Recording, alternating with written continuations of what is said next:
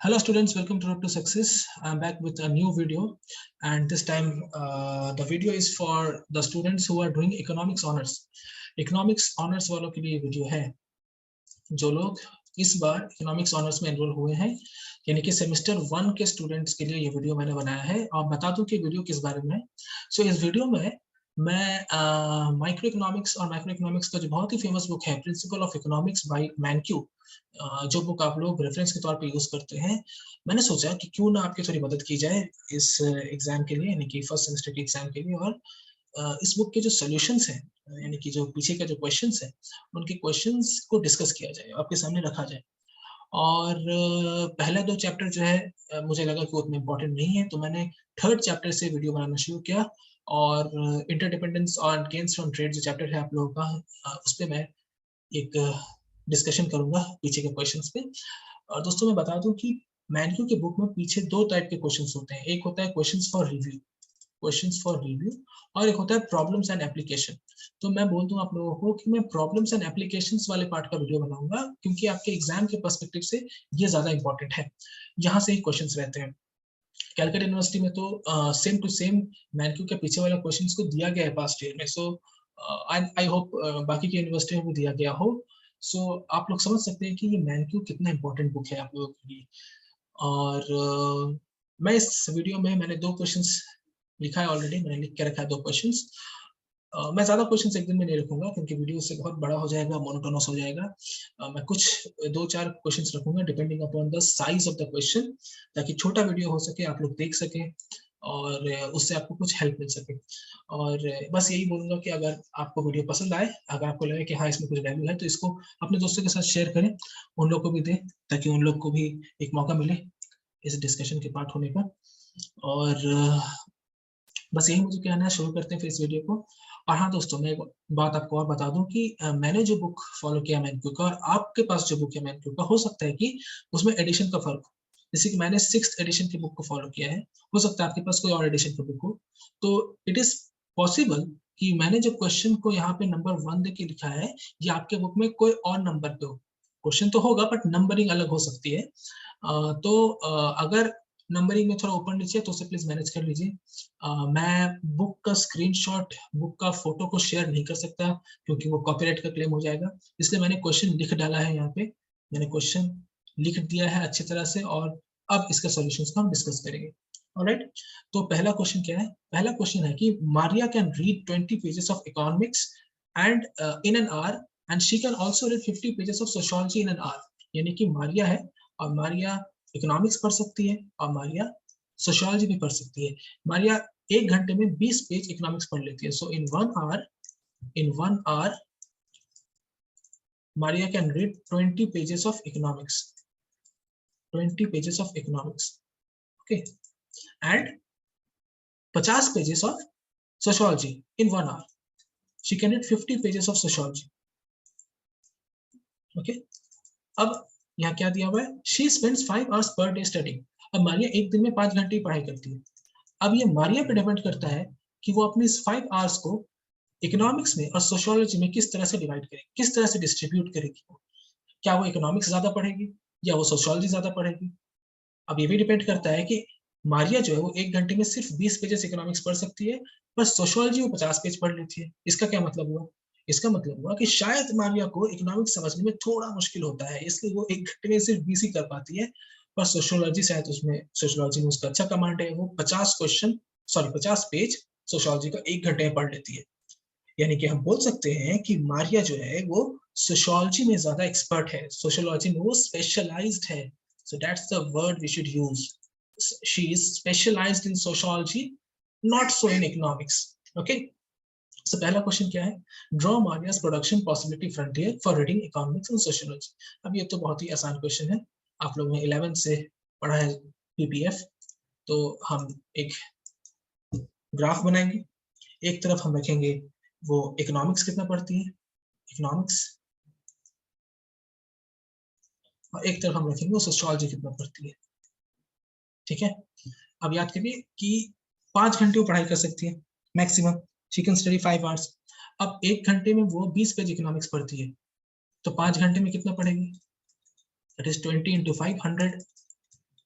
So maximum अगर वो 5 के 5 घंटे इकोनॉमिक्स पढ़ती है तो मैक्सिमम 100 पेजेस ऑफ इकोनॉमिक्स पढ़ पाएगी, right.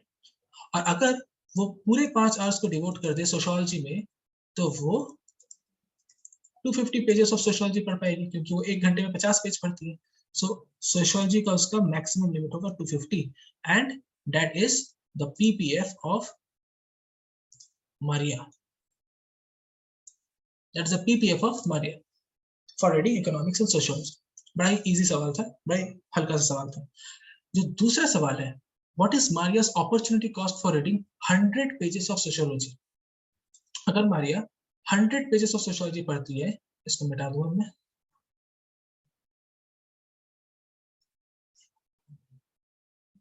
If Maria reads 100 pages of sociology तो उसका अपॉर्चुनिटी कॉस्ट क्या होगा।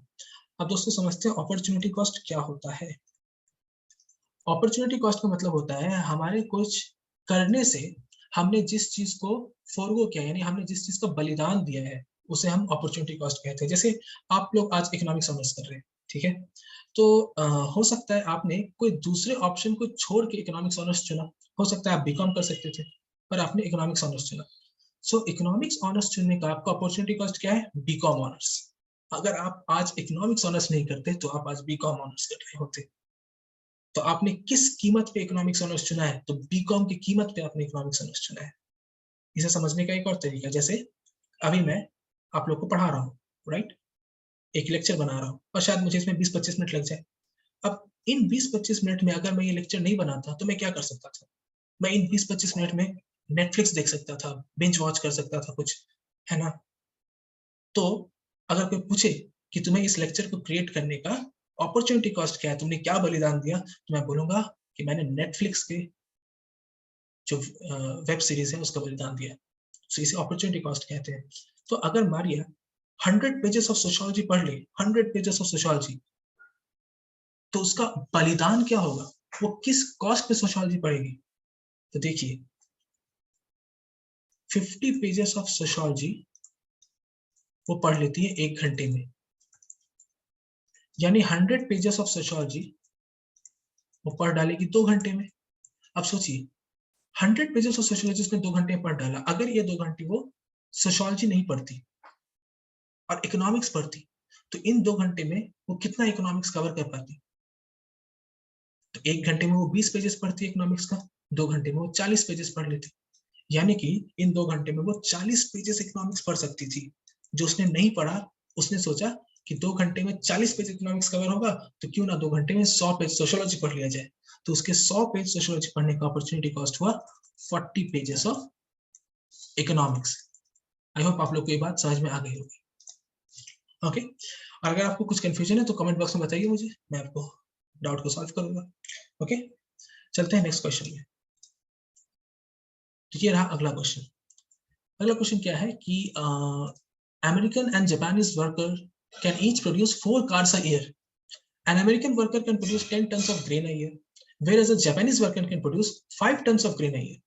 To keep things simple, assume that each country has 100 million workers.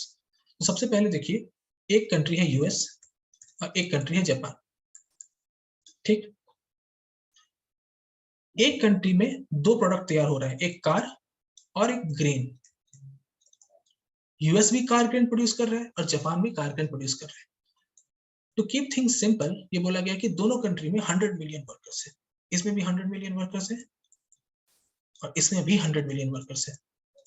अब देखते हैं वर्कर्स की प्रोडक्टिविटी किसमें क्या है। तो देखिए अमेरिकन वर्कर जो है ना, अमेरिकन वर्कर वो एक साल में 10 टन ग्रेन तैयार कर सकते हैं। अमेरिकन वर्कर एक साल में 10 टन ग्रेन तैयार कर सकते हैं और जापानीज वर्कर एक साल में सिर्फ 5 टन ग्रेन तैयार करते हैं। और जहां तक कार का बात है तो दोनों 4 कार एक साल में तैयार करते हैं, 4 राइट। अब पूछा गया है कि टू या construct a table analogous to this, यानी कि इस चीज को हम एक टेबल में लगाना है। तो हम टेबल में 2 तरह से इसे सजा सकते हैं। एक तो ये हमारा टेबल बन गया, या तो हम इसे दूसरी तरीके से टेबल में डाल सकते हैं। कैसे, तो अगर मैं लिखूं US Japan, sorry I can write US Japan और यहां मैं लिखता हूं सपोज 1 कार, और यहां लिखता हूं 1 टन ऑफ ग्रेन। ओके, उल्टा, और ऊपर मैं 100 मिलियन नहीं लिखूंगा, मैं लिखूंगा वर्कर्स रिक्वायर्ड टू प्रोड्यूस, यानी कि I am writing the workers required to produce 1 car in US, the workers required to produce 1 car in Japan. Similarly, the workers required to produce 1 ton of grain in US and the workers required to produce 1 ton of grain in Japan. इस तरह से भी हम लिख सकते हैं। अब जरा सोचिए, इसको और इसको थोड़ा सा दिमाग से सोचते हैं। यूएस में 4 कार तैयार हो सकते हैं 100 मिलियन वर्कर्स से। Think of it, if we have 100 million workers, we can produce 4 cars. If we have 100 million workers, Japan can produce 4 cars. And we have 100 million workers, Japan can produce 5 tons of grain and US can produce 10 tons of grain. Okay, so think of it. अगर 100 million मिल के 4 बना रहे हैं तो एक बनाने में कितना लगेगा? So it will be 1/4, right? It will be also 1/4. अगर 100 मिलियन मिल के 10 ग्रेन्स बना रहे हैं, 10 टन्स, तो 1 टन बनाने में कितना लगेगा? So 1/10. इसको 1 टन बनाने में कितना लगेगा? So 1/5. So you can prepare the table in this form or in this form. किसी भी फॉर्मेट में आप बना सकते हैं। ओके, वो डिपेंड करता है कि आपको किस फॉर्मेट में बनाने को दिया गया है। नेक्स्ट क्वेश्चन क्या है? Graph the PPF of American and Japanese economy. तो चलिए पीपीएफ बना देते हैं। तो देखिए, इनके पास 100 मिलियन वर्कर्स है, राइट? 100 मिलियन। अब जरा सोचिए, अगर पूरे के पूरे 100 मिलियन वर्कर्स यूएस ने, पहले यूएस का बनाएंगे फिर जापान का बनाएंगे। अब चाहे तो एक में भी बना सकते हैं, मैं बताता हूँ कैसे। देखिए, मान लेते हैं इधर कार्ड्स ले रहे हैं और इधर मान लेते हैं हम लोग ग्रेन्स ले रहे हैं, ठीक है? अब देखिए, 100 मिलियन है यूएस के पास। अगर यूएस अपने पूरा 100 मिलियन कार्स मैन्युफैक्चरिंग में दे सकता है तो वो एक साल में कितने कार्स बनाएगा? तो ईच वर्कर 4 कार्स बनाते हैं, तो 100 million workers will produce how many cars? 400 million cars, right? So US के लिए ये लिमिट है 400। अगर यूएस अपने 100 मिलियन वर्कर्स ग्रेन के मैन्युफैक्चरिंग में देता है तो मैक्सिमम कितना ग्रेन बना सकता है? तो यूएस एक साल में एक वर्कर से 10 टन ग्रेन बनाता है। सो 100 मिलियन वर्कर्स से they will produce 1000 million grains, right? So US का जो इधर का मैक्सिमम लिमिट है वो है 1000। So this is the PPF of US. That's the PPF of US. Now let's talk about Japan. Japan के पास भी 100 मिलियन वर्कर्स है, और जापान अगर अपने पूरे 100 मिलियन वर्कर्स से कार प्रोड्यूस कराए तो मैक्सिमम कितना कार प्रोड्यूस कर सकते हैं? अगेन 400। व्हाई? बिकॉज वो भी एक वर्कर से 4 कार तैयार करवाता है एक साल में। और अगर जापान 100 मिलियन वर्कर्स को ग्रेन में दे दे, सबको बोले ग्रेन बनाओ, तो टोटल कितना ग्रेन बनेगा? So एक वर्कर 5 टन ग्रेन बनाता है, so 100 million workers will make 500 million grains, right? So Japan के लिए भी जो मैक्सिमम लिमिट वो 400 ही है, पर मिनिमम कार के लिए जो मैक्सिमम लिमिट है 400 है, और ग्रेन के लिए जो मैक्सिमम लिमिट है वो 500 है, राइट? सो जापान का जो पीपीएफ है वो ऐसा होगा। So the black PPF is for US and the green PPF is for Japan. So आप एक ही डायग्राम में 2 पीपीएफ बना सकते हैं, चाहे तो अलग अलग भी बनाए, आप पे डिपेंड करता है। चलिए अगले क्वेश्चन में जाते हैं। For the US what is the opportunity cost of a car? अब मैंने आपको पिछले क्वेश्चन में बता दिया है कि अपॉर्चुनिटी कॉस्ट क्या होता है। एक चीज बनाने में दूसरे चीज का कुर्बानी यानी कि बलिदान। सो क्या बोल रहा है कि for the US what is the opportunity cost of car, opportunity cost of grain. For Japan, what is the opportunity cost of car of grain? Now put this information in a table. चलिए, तो इसका मतलब हुआ हमें US के लिए और Japan के लिए, दोनों के लिए कार का और ग्रेन का अपॉर्चुनिटी कॉस्ट चाहिए। इसके लिए भी कार का और ग्रेन का अपॉर्चुनिटी कॉस्ट चाहिए। फिर इसे एक टेबल में डालेंगे। तो देखिए, यूएस में अगर एक वर्कर पूरे साल काम करे तो वो 4 कार बना सकता है। कितना? 4 कार बना सकता है एक वर्कर। तो मान लेते हैं यूएस में एक वर्कर है जिसका नाम है डेविड। डेविड पूरे साल मेहनत करता है और 4 कार बना सकता है। अगर डेविड पूरे साल कार नहीं बनाता और ग्रेन्स बनाता तो कितना ग्रेन्स बना सकता था? 10 टन्स। तो at the end of the year David सोच सकता है कि यार मैंने पूरे साल काम किया और सिर्फ 4 गाड़ियां बनाई, अगर मैं ग्रेन्स बनाता तो मैं 10 टन ग्रेन बना सकता था, राइट? यानी कि हर एक कार की जगह पे मैं 2.5 टन ग्रेन बना सकता था, राइट? थिंक ऑफ इट, 4 गाड़ी अगर वो नहीं बनाता तो वो 10 टन ग्रेन बनाता, यानी कि उसके 4 गाड़ी की कीमत 10 टन ग्रेन है। What does it mean? It means उसके हर एक गाड़ी की कीमत 2.5 टन ऑफ ग्रेन है, राइट? कैसे करेंगे? 10/4। याद रखिए, जिसका अपॉर्चुनिटी कॉस्ट आपको निकालना है उसको हमेशा डिनोमिनेटर में रखिए। जिसका अपॉर्चुनिटी कॉस्ट निकालना है उसको डिनोमिनेटर में रखिए और जिसके रिस्पेक्ट में निकालना है उसको न्यूमरेटर में रखिए। सो कार का अपॉर्चुनिटी कॉस्ट हो जाएगा 2.5। अदर वे राउंड हो सकता है, मान लीजिए यूएस में एक और वर्कर है जिसका नाम है हैरी। अब हैरी एक साल काम करके 10 टन ग्रेन बनाता है। अगर वो एक साल ग्रेन नहीं बनाता बल्कि कार बनाता तो 4 कार बना सकता था। तो at the end of the year वो सोच सकते हैं कि यार अगर मैं ग्रेन नहीं बनाता तो शायद मैं 4 गाड़ियां बना लेता, यानी कि मेरे 10 टन ग्रेन बनाने की कीमत है 4 गाड़ियां, यानी कि 1 टन ग्रेन बनाने की कीमत क्या है? 4/10 कार्स, राइट? जैसे कि मैंने कहा, आपको जिसका अपॉर्चुनिटी कॉस्ट आप निकाल रहे हैं उसे डिनोमिनेटर में रखना है, यानी ग्रेन को डिनोमिनेटर में रखना है और जिसके रिस्पेक्ट में निकाल रहे हैं उसको न्यूमरेटर में रखना है। सो 4/10 मींस 0.4। सो ग्रेन का अपॉर्चुनिटी कॉस्ट हो गया 0.4। सिमिलरली जापान के केस में हम कर सकते हैं, जापान में कार का अपॉर्चुनिटी कॉस्ट क्या होगा? तो क्या करना है, तो मान लीजिए जापान का एक आदमी है जो एक साल में या तो 4 गाड़ी बनाता या तो 5 टन ग्रेन बनाता, राइट? अब आप समझ सकते हैं ट्रिक क्या है। आपको गाड़ी की अपॉर्चुनिटी कॉस्ट निकालना है तो गाड़ी को रखिए डिनोमिनेटर में और ग्रेन को रखिए ऊपर, यानी कि 5/4। सो 5/4 is the opportunity cost of car in Japan. अगर आपको ग्रेन का अपॉर्चुनिटी कॉस्ट निकालना है जापान के लिए, तो अगर कोई बंदा 5 टन ग्रेन नहीं बनाता तो बदले में 4 गाड़ियां बनाता। और ट्रिक क्या है, आपको निकालना है ग्रेन का अपॉर्चुनिटी कॉस्ट, तो उसको रखिए डिनोमिनेटर में और दूसरे को रखिए न्यूमरेटर में, यानी कि 4/5। ये हो गया जापान का ग्रेन का अपॉर्चुनिटी कॉस्ट। अब बोला क्या, इसको एक टेबल में डालिए। कोई बात नहीं, डाल देते हैं टेबल में, कोई बड़ी बात नहीं है। So let's put it in a table. Okay,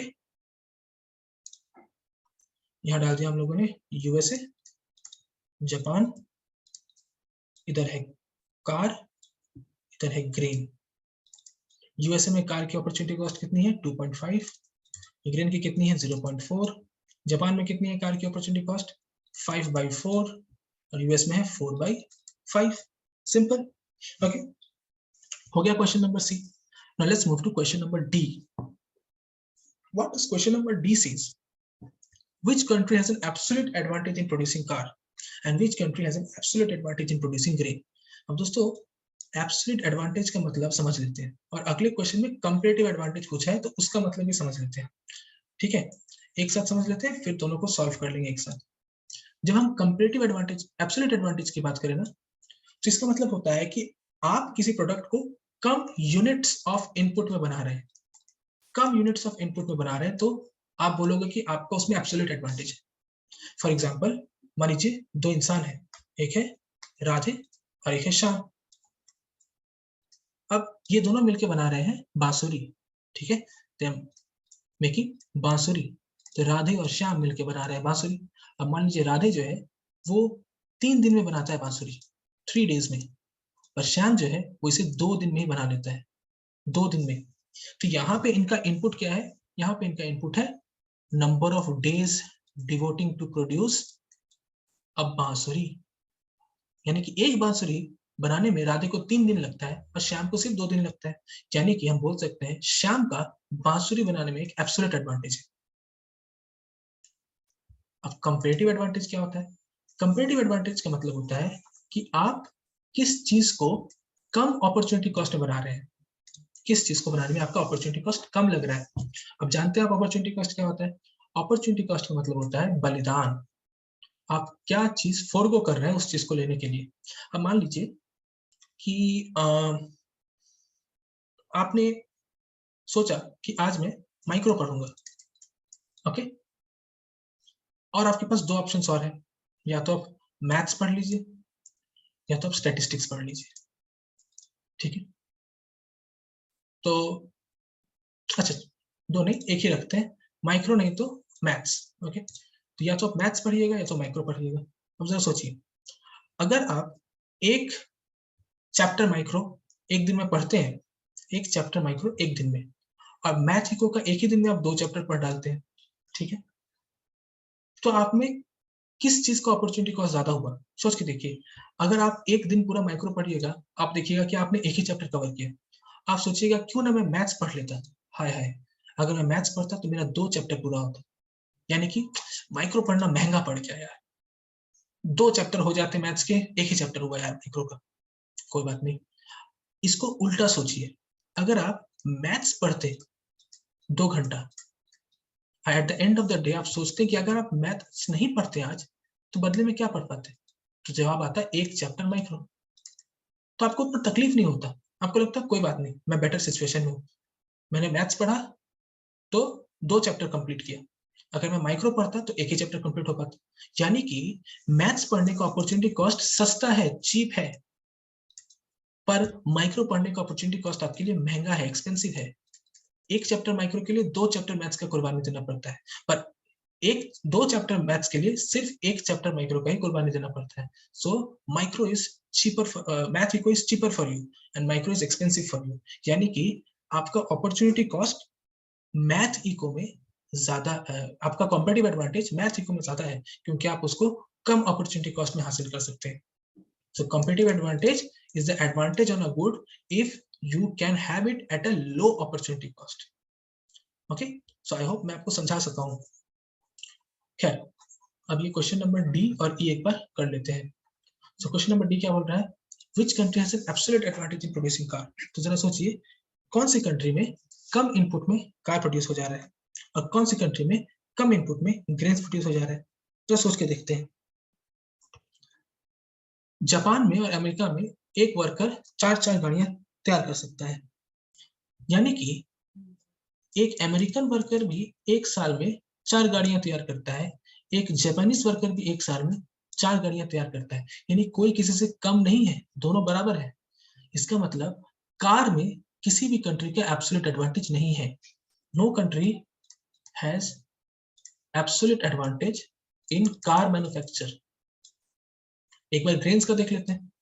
तो ग्रेन्स में साफ नजर आ रहा है कि एक वर्कर अमेरिका का एक वर्कर एक साल में 10 टन ग्रेन तैयार कर सकते हैं, जबकि जापान का एक वर्कर सिर्फ 5 टन ग्रेन तैयार कर सकता है। यानी एक साल में 10 टन, ये बंदा एक साल में सिर्फ 5 टन, यानी कि कौन ज्यादा तैयार कर रहा है, कम टाइम में कौन ज्यादा तैयार कर रहा है? American worker. यानी कि हम कह सकते हैं कि अमेरिका का एब्सोल्यूट एडवांटेज है किसमें? ग्रेन्स के मैन्युफैक्चर में। ओके, सो ग्रेन्स के मैन्युफैक्चर में अमेरिका का एब्सोल्यूट एडवांटेज और कार्स के मैन्युफैक्चर में किसी का भी एब्सोल्यूट एडवांटेज नहीं है। Now let's talk about the next question which is comparative advantage. किस कंट्री का कंपैरेटिव एडवांटेज है? तो इसलिए मैंने ये टेबल अभी तक डिलीट नहीं किया था। जैसे कि मैंने बोला, कंपैरेटिव एडवांटेज अगर देखना है तो अपॉर्चुनिटी कॉस्ट देखिए। जिस कंट्री का जिस प्रोडक्ट में अपॉर्चुनिटी कॉस्ट कम है, यानी कि दूसरे प्रोडक्ट को बनाने में पहले प्रोडक्ट का कुर्बानी कम देना पड़ रहा है, सस्ता पड़ रहा है उस प्रोडक्ट को बनाना, यानी कि उसमें मेरा एडवांटेज है, मैं उसको चीपली प्रोड्यूस कर सकता हूँ। जैसे कि यूएस पर एक बार नजर डालिए। यूएस में कार के मैन्युफैक्चरिंग में अपॉर्चुनिटी कॉस्ट कितना है? 2.5। यानी कि अगर यूएस एक गाड़ी बनाता है तो उसको 2.5 ग्रेन्स, टन्स ऑफ ग्रेन्स छोड़ना पड़ेगा। और वहीं जापान अगर एक गाड़ी बनाता है तो उसको 5/4 यानी कितना? 1/4, दैट इज 1.25, सिर्फ 1.25 टन ऑफ ग्रेन छोड़ना पड़ेगा। तो किसे बनाना चाहिए कार? अगर यूएस एक गाड़ी बनाता है तो उसे कितने टन्स का कुर्बानी देना पड़ रहा है? 2.5 टन्स का। और अगर जापान एक गाड़ी बनाता है तो उसे सिर्फ 1.25 टन्स का कुर्बानी देना पड़ रहा है, तो ये बेटर है कि जापान गाड़ी बनाए। अब ग्रेन्स पे एक बार नजर डालते हैं। यूएस अगर 1 टन ऑफ ग्रेन बनाता है तो उसको सिर्फ 0.5 अमाउंट ऑफ कार का कुर्बानी देना पड़ रहा है, लेकिन जापान अगर 1 टन ऑफ ग्रेन बनाता है तो उसको 0.8 4/5 सिर्फ 0.8 कार का कुर्बानी देना पड़ेगा। यानी कि यूएसए ग्रेन को सस्ता बना सकता है, वो सिर्फ 0.5 कार के बदले 1 टन ऑफ ग्रेन बना सकता है, जबकि जापान 0.8 कार के बदले 1 टन ऑफ ग्रेन बनाता है। यानी कि हम कहेंगे यूएस का ग्रेन पे कंपेटिटिव एडवांटेज है। तो ग्रेन पे यूएस का कंपेटिटिव एडवांटेज है और कार पे जापान का कंपेटिटिव एडवांटेज है। आई होप आपको ये बात समझ में आ गई होगी। अगर आपको कुछ नहीं समझ में आ रहा है तो कमेंट बॉक्स में प्लीज बताइए मुझे, ठीक है। चलिए मिटा देते हैं। अगला जो 2 क्वेश्चन है उसको भी डिस्कस कर लें। Without trade half of each countries workers produces cars and half produces grain. तो हर कंट्री का आधे वर्कर्स कार प्रोड्यूस करते हैं और आधे वर्कर ग्रेन प्रोड्यूस करते हैं विदाउट ट्रेड, यानी कि दोनों कंट्री भी ट्रेड में इन्वॉल्व नहीं है, ऑटार्की में है। ऑटार्की यानी कि जब हम डोमेस्टिक मार्केट में रहे। What quantities of cars and grains does each country produce. तो समझ लेते हैं इसको। ट्रेड नहीं हो रहा है, विदाउट ट्रेड। विदाउट ट्रेड एक कंट्री है यूएस और एक कंट्री है जापान। यूएस में 100 मिलियन वर्कर्स हैं जो डिवाइड कर दिया जाएगा 50 मिलियन और 50 मिलियन में। 50 मिलियन बनाएंगे कार और 50 मिलियन बनाएगी ग्रेन। जापान में भी वही होगा, 50 मिलियन बनाएगी कार और 50 मिलियन बनाएगी ग्रेन। अब इन 50 मिलियन वर्कर्स ने टोटल कितना गाड़ी बनाया एक साल में देखते हैं। तो हम जानते हैं कि एक वर्कर एक साल में 4 गाड़ियां बनाता है, तो 50 मिलियन वर्कर 200 मिलियन गाड़ियां बनाएगा। एक अमेरिकन वर्कर एक साल में 10 टन ऑफ ग्रेन बनाता है, तो 50 मिलियन वर्कर एक साल में 500 मिलियन ग्रेन्स बनाएगा, राइट। अब जापान पे आते हैं। एक जापानी वर्कर एक साल में 4 गाड़ी बनाता है, तो 50 मिलियन जापानी वर्कर एक साल में 200 मिलियन गाड़ियां बनाएगा। एक जापानी वर्कर एक साल में 5 टन ऑफ ग्रेन बनाता है, तो 50 मिलियन जापानी वर्कर एक साल में 250 मिलियन ग्रेन्स बनाएगा। हो गया आंसर कि what quantities of cars and grain does each country produce. तो US produces 200 million cars, 500 million grains, while Japan produces 200 million cars and just 250 million of grain. That's it. अब आते हैं last question पे, जो कि एक अच्छा खासा क्वेश्चन है, समझने वाला क्वेश्चन है। जिनका कॉन्सेप्ट होगा वही इसका आंसर दे पाएंगे। क्या बोल रहे हैं कि starting from a position without trade give an example in which trade makes each country better of. तो अब देखिए, जब ट्रेड नहीं हो रहा था तो इनका एक सिचुएशन था। तो शुरू करेंगे हम ऐसे पोजीशन से जब ट्रेड नहीं हो रहा है, और हम ट्रेड करके देखेंगे और ये बताएंगे कि ट्रेड करने से इनका सिचुएशन बेटर हो गया। अब मैं देखिए ट्रेड का सबसे सिंपल एग्जांपल आप लोगों को देता हूं कि ट्रेड बेटर क्यों होता है, ट्रेड से क्या फायदा है। तो मान लीजिए आप अपने घर में रहते हैं और एक आपका पड़ोसी का घर है। जी मान लीजिए आपका घर है ए और ये आपके पड़ोसी का घर है बी, ठीक है। आपके घर में मान लीजिए आज बना है बिरयानी, और आपके जो पड़ोसी है उनके घर में आज बना है कोफ्ता, ठीक है। अब मान लीजिए आपके घर में कोई एक मेंबर है जिसे बिरयानी नहीं पसंद, और इसके घर में कोई एक मेंबर है जिसे कोफ्ता नहीं पसंद। तो ऐसा अक्सर होता है ना नेबर्स में कि हम खाना शेयर करते हैं, राइट। तो ये जो है, ये फैमिली, आपकी फैमिली, इन्होंने कुछ बिरयानी दे दिया इन्हें और इस फैमिली ने कुछ कोफ्ता दे दिया इन्हें। तो इससे क्या हुआ, इस फैमिली में जिस मेंबर को बिरयानी नहीं पसंद था वो कोफ्ता खा सकता है, और इस फैमिली में जिसे कोफ्ता नहीं पसंद था वो बिरयानी खा सकता है। यानी कि ट्रेड करने से दोनों फैमिली एक बेटर सिचुएशन में है, एक बेटर सोशल ऑप्टिमम में है। ये है ट्रेड का फायदा। तो इस क्वेश्चन में भी हम वही देखेंगे कि अगर ट्रेड कर लेंगे दो कंट्री यूएस और जापान, तो क्या ये बेटर हो सकते हैं, और अगर हो सकते हैं तो आखिर कैसे हो सकते हैं, उसके बारे में थोड़ा सा डिस्कशन करेंगे। तो जैसे कि हम जानते हैं कि एक जापानी वर्कर एक साल में 4 गाड़ियां बनाता है और एक साल में 10 टन ग्रेन बना सकता है। वहीं एक जापानी वर्कर एक साल में 4 गाड़ियां बनाएगा और सिर्फ 5 टन ग्रेन बनाएगा। तो क्या हो सकता है इसका सॉल्यूशन, जरा सोचना चाहिए। आप एक बार वीडियो को पॉज करके 2 मिनट सोचिए।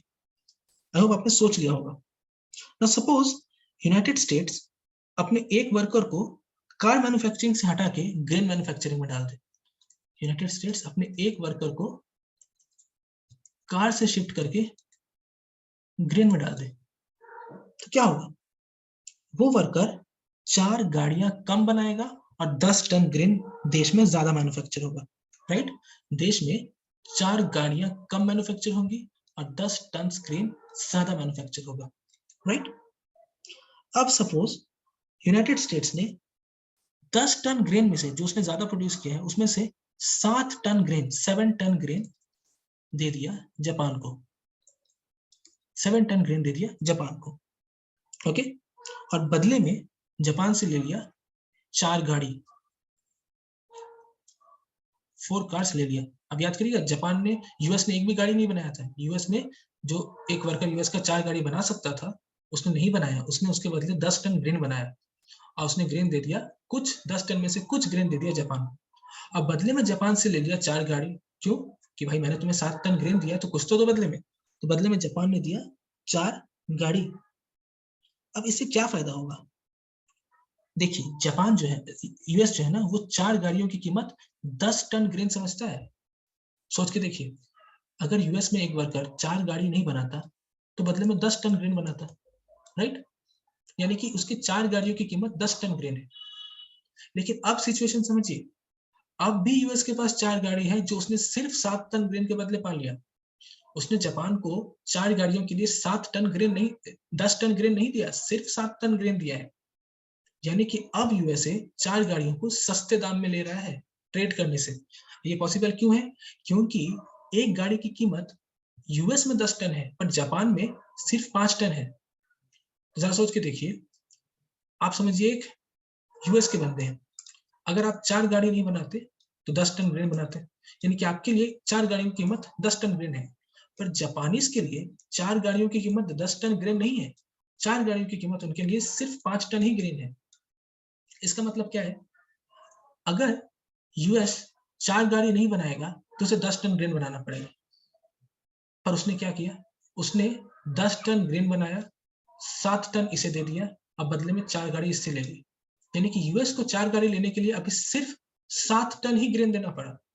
और जापान के पर्सपेक्टिव से समझते हैं, जापान अगर 5 टन ग्रेन बनाता तो जाके उसका 4 टन कार का कीमत लगता।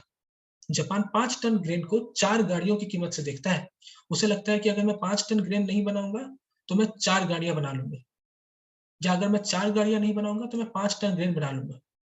तो उसके लिए 4 गाड़ियों की कीमत 5 टन ग्रेन है। पर अब सिचुएशन में क्या हो रहा है? जापान 4 गाड़ियां दे रहा है यूएसए को, पर बदले में उसे 7 टन ग्रेन मिल रहा है, यानी 5 से ज्यादा। तो यहाँ जापान भी बेटर सिचुएशन में है, यूएस भी बेटर सिचुएशन में है। तो US is also better of, Japan is also better of. ये कैसा संभव हुआ? क्योंकि यूएस ने अपने पूरे लेबर फोर्स को ग्रेन के मैन्युफैक्चर में इंडल्ज किया और जापान ने अपने पूरे लेबर फोर्स को कार के मैन्युफैक्चर में इंडल्ज किया। तो इससे क्या हुआ? दोनों एक बेटर सिचुएशन में गए। दोनों ने अपने अपने स्पेशलाइजेशन का इस्तेमाल किया। यूएस वर्कर्स ग्रेन में स्पेशलाइज थे, क्योंकि ग्रेन में उनका अपॉर्चुनिटी कॉस्ट के हिसाब से कंपेटिटिव एडवांटेज ज्यादा था, तो उन्होंने ग्रेन बनाया, और जापान ने कार्स बनाया, और दोनों एक बेटर सिचुएशन में। So that's what trade is. Trade मतलब आप अपने स्पेशलाइज पावर को इस्तेमाल करके दोनों कंट्री का भला करें, बेटर करें। आई होप आपको वीडियो समझ में आया होगा। आपसे बस यही गुजारिश है कि अगर आपको समझ में आया तो इसको लाइक कर दें, इसको अपने दोस्तों के साथ शेयर करें, और मैं अगले वीडियो में इसके बाद के क्वेश्चंस को डिस्कस करूंगा। Okay, thank you very much.